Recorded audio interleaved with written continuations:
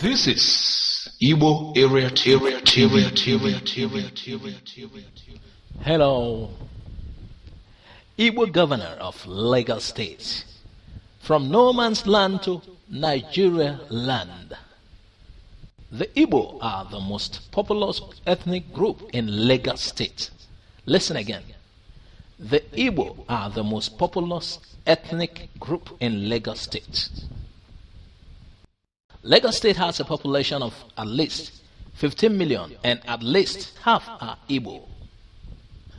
The other major ethnic group in Lagos State are the Yoruba.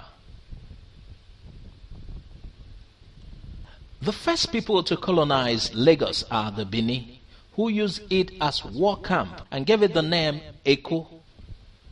Then came the Awori and eventually the Ijebus. Till date, the kingship of Lagos is a Benin affair.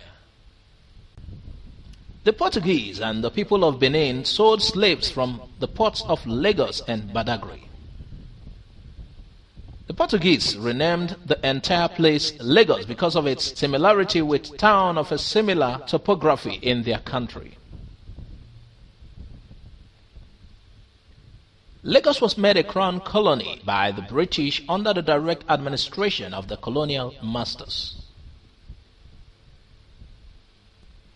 It was merged with Northern and Southern Protectorate to make Nigeria by Lord Lugard in 1914.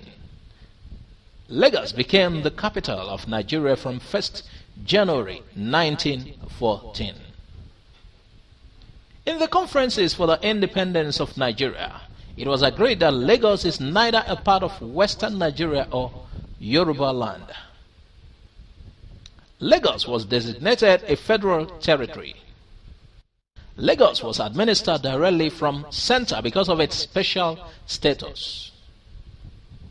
The first minister of Lagos Affairs was Alhaji Ribadu, who was father of Nuhu Ribadu of EFCC, and after him was Alhaji Musa Yaradua, who was father of President Umar Musa Yaradua and General Shehu Musa Yaradua. The federal government invested time and money in the building of Lagos since colonial times. Army and police barracks, industries, ports, railways and network of roads among others.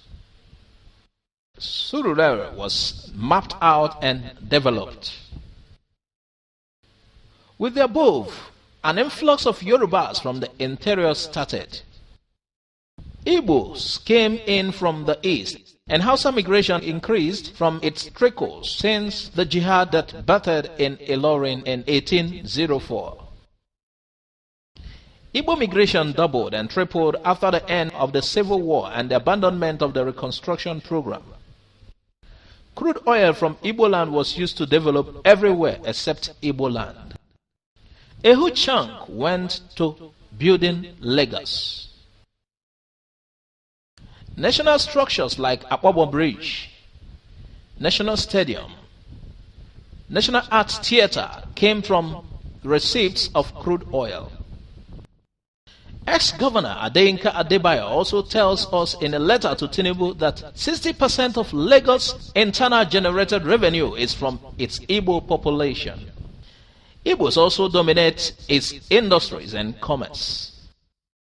The 2015 election, which was directly between the Yoruba-supported APC and the Igbo-supported PDP, showed that despite the overzealous support of Jega, Igbos were at least 50% of Lagos.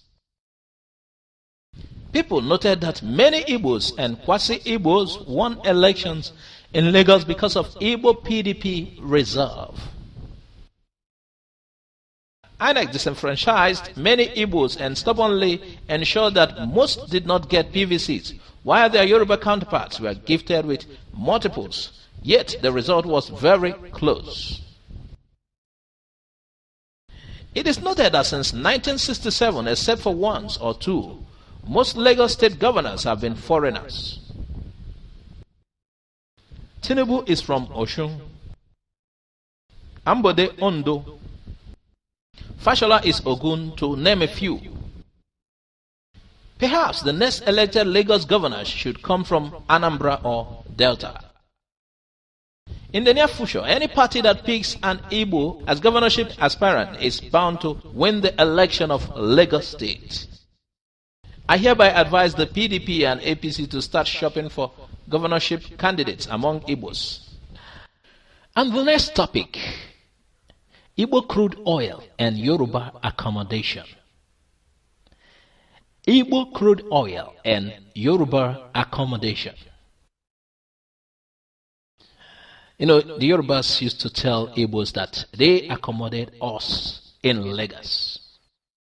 But Yoruba accommodation is not for free. It is because of the love of Igbo money and resources. Igbos are also very accommodating because Igbos accommodate the aspirations, ambitions, aims, feeding, education of Yorubas from the deep recesses of Igbo pockets when Igbo buy land, rent shops, open industries, rent homes, pay tax, etc. The accommodation between Igbos and Yorubas is a symbolic association.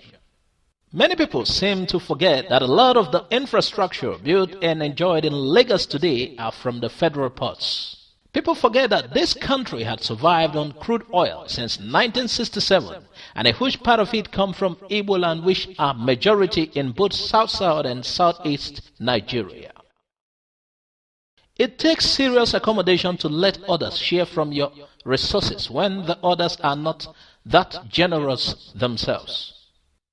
Igbos pay premium prices for everything they use in Yoruba land and would even be more accommodating if the preferential federal government can use only 10% of Igbo crude receipts to develop Igbo land, or put succinctly, if half the resource allocated to developing Yoruba land from Igbo wealth to be used to develop Igbo land. Igbos love Yorubas and shall continue to be happily generous and accommodating towards them, but it is important that we all know the true giver in this report. Let the truth be told, the Yoruba and Fulani have gained more from Igbo land than the converse. The relationship is economically exploitative, and that is why Igbo youths and families are scattered outside their homestead trying to make a living. This setup is the model of Obafemi Awolowo, who veered away from his avowed treasonous and secessionist nature in order to have access to Igbo crude oil resources in the South-South and Southeast. With resource control, most Igbos would sell their assets to their grumbling and envious hosts and return home to their land of flowing milk and honey. Well, this write-up was by Victor Wilberforce. He's a critical thinker and social engineer. Eriko Agumado added some notes on the issue of Igbo governor of Lagos. He said, Lagos was a federal capital and hosted federal institutions, so there is nothing like accommodation. New York hosts all people of the world because UN is located there. So there is no accommodation thing. Likewise, London hosts all the people of the world and Commonwealth nations because of international trade and being member countries. So when you talk about accommodation, you are very wrong. Hillary Clinton came from Arkansas to be the senator in New York. Yorubas must shelve their tribalism for Nigeria to function properly. To round up, we will share certain people's view on this matter. Tricia Sonny said, even the Chinese who sell extensions in black neighborhoods in America don't act like they own the area. Igbo need to gain native wisdom about certain things. Never you try to co-opt another man's birthplace just because you do business there. Lagos is fundamentally Yoruba land and most appealing as such. Native Code said, let's build our own Lagos in the east or even between Onitsha and Asaba. Lagos is too ancient to be my model city. Igbos should think home. This one by Amanna Springs, Nwaguru. In a true federal society, this thing matter. Voting populace, credibility of candidate, ability of the candidate to convince the voting populace of his credibility, track record of performance in previous duties, either private or public sector matters, and capacity to deliver measured on most recent portfolios, performance, and health conditions. It should never be measured on tribalism, a choice of the few elite, never from a preferred candidate or from a single notorious candidate, an incumbent political head nor interest group. Igbos should teach this policy by vying for the Lagos state governorship. Now, on this one by the author of the article, Wilberforce, he said, a Yoruba man was a local government chairman in Zaria, Kaduna State. A Fulani by name Alhaji Umaru Altine was mayor of Enugu. All you tribalists should take another drink. And Akimbade Olamilekan Moshood said, only pity the lazy brains you are keeping on perpetual state of illusion. Now this one by John J. Aloziewa.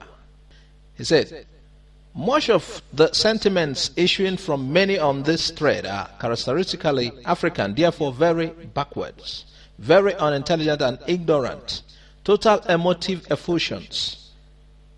Lagos is marching on and is a mega city, and its evolutionary path it will lead shed much of its ethnicity, and except education and progress remains stagnant, would have price as its most determinant currency, and whether you are Yoruba, Hausa, Bini or Igbo, except you have the buying power, you would be stuck at the bottom of the inevitable stratification that price would bring.